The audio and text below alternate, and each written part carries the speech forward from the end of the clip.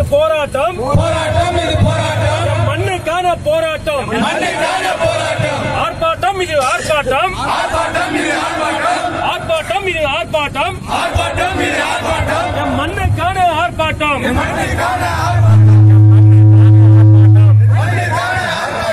இடமாற்றாதே இடமாற்றாதே இடமாற்றாதே இடமாற்றாதே பேருந்து நிலையத்தை இடமாற்றம் செய்யாதே இடமாற்றம் செய்யாதே இடமாற்றம் செய்யாதே இடமாற்றம் செய்யாதே இடமாற்றம் செய்யாதே இடமாற்றம் செய்யாதே இடமாற்றம் செய்யாதே இடமாற்றம் செய்யாதே இடமாற்றம் செய்யாதே இடமாற்றம் செய்யாதே இடமாற்றம் செய்யாதே எர்ணாபட்டு பேருந்து நிலையத்தை எர்ணாபட்டு பேருந்து நிலையத்தை எர்ணாபட்டு பேருந்து நிலையத்தை எர்ணாபட்டு பேருந்து நிலையத்தை இடமாற்றம் செய்யாதே இடமாற்றம் செய்யாதே இடமாற்றம் செய்யாதே இடமாற்றம் செய்யாதே கண்டிக்கின்றோம் கண்டிக்கின்றோம் கண்டிக்கின்றோம் கண்டிக்கின்றோம் கண்டிக்கின்றோம்.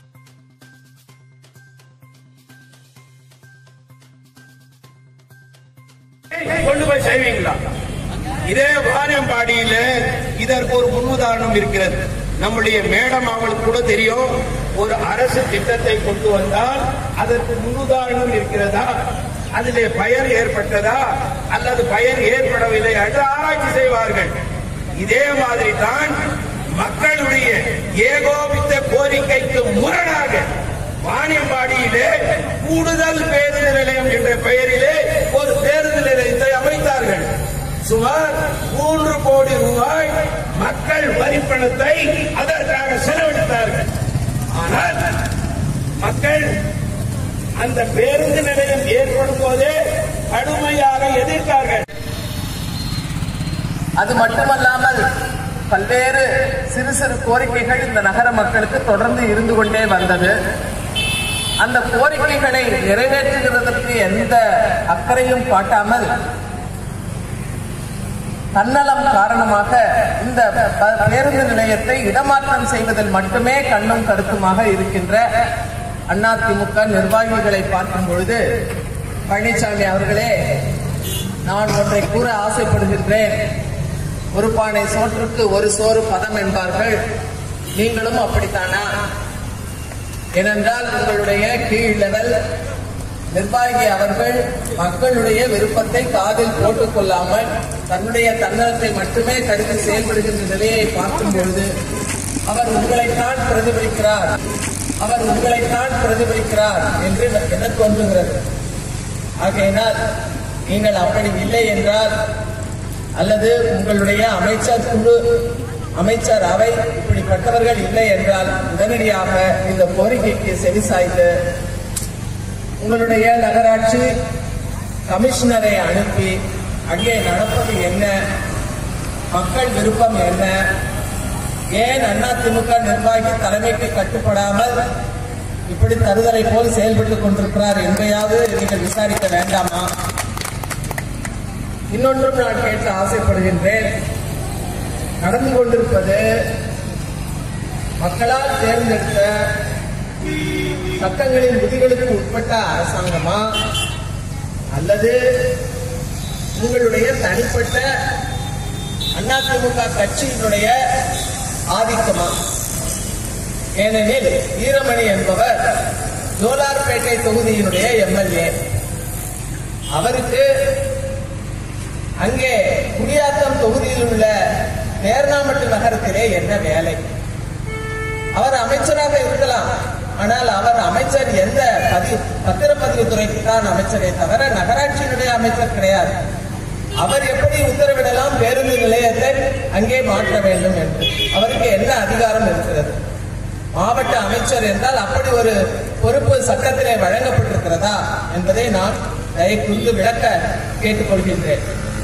மாவட்ட அமைச்சர் என்றால் அவருக்கு என்று அந்த மாவட்டத்திலே எந்த அதிகாரமும் கிடையாது. முதலமைச்சர் அவர்கள் தனியாக அதை வழங்கி இந்த மாவட்டத்திலே நீங்க இஷ்டப்பட்டதெல்லாம் செய்து கொள்ளலாம் என்று ஒரு அரசாங்க உத்தரவு போட்டால் ஒழிய அவருக்கு அங்கே செயல்படும் அதிகாரம் கிடையாது.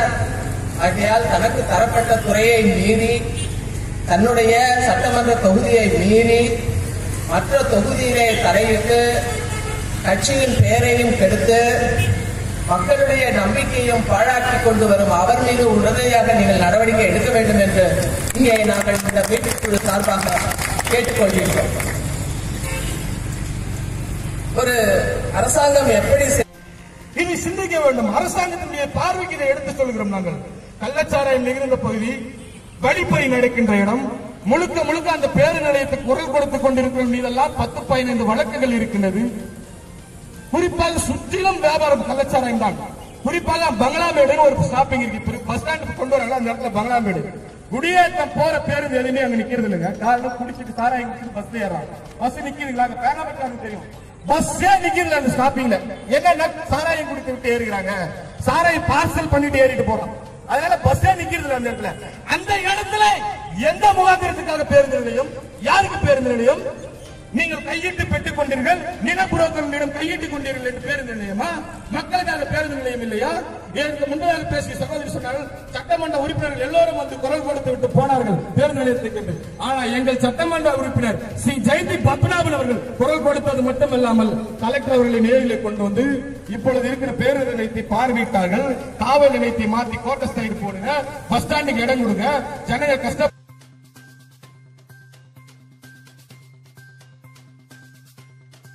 முதற்கண் வணக்கத்தை தெரிவித்துக் கொண்டு, மேலும் தரணம்பட்டு பேருந்து நிலைய மீட்பு குழுவின் சார்பில் அனைத்து கட்சியை சார்ந்த முக்கிய பிரமுகர்களுக்கும், தரணம்பட்டு நகராட்சியை சேர்ந்த நிர்வாகிகளுக்கும், ஏனைய தோழர்களுக்கும் தோழியர்களுக்கும் வணக்கத்தை தெரிவித்துக் கொண்டு, பேரணாம்பட்டு பேருந்து நிலையமானது இடமாற்றத்தை நாங்கள் கைவிட்டிருப்போம். எப்பொழுது என்று பார்த்தால், பேரணாம்பட்டுக்கு சொந்தமான ஏராளமான இடங்கள் உண்டு. ஒரு கல்லூரி மாணவி தனியாக வந்து பேரணாம்பட்டு பேருந்து நிலையத்தில் இறங்கி காவல் நிலையத்துக்கு எதிரே இருக்கிற ஆட்டோவை பிடித்து வீட்டுக்கு நடந்து செல்ல முடியும், நடந்தும் செல்ல முடியும், வாகனங்களிலும் செல்ல முடியும். ஒரு பாதுகாப்பான செட்டப் இங்கே இருக்கிறது. ஆனால் இவர்கள் அமைத்திருக்கின்ற பேருந்து நிலையம் 3 கிலோமீட்டர் தள்ளி இருக்கிறது. அரசு பணிமனைக்கு 2 கிலோமீட்டர் தள்ளி இருக்கிறது. அவர்கள் நேராக பணிமனைக்கு சென்று விடுவார்கள். நள்ளிரவிலே பெண்களோடு, வயதானவர்களோடு, நோயாளிகளோடு, குழந்தைகளோடு வருகின்ற பேரணாம்பட்டு பயணிகள், பேரணாம்பட்டு அவர்கள் வகுத்து தந்திருக்கின்ற இந்த புதிய பேருந்து நிலையத்திலிருந்து மழைக்காலங்களில், குளிர்காலங்களில் எப்படி 3 கிலோமீட்டர் நடந்து வர முடியும்?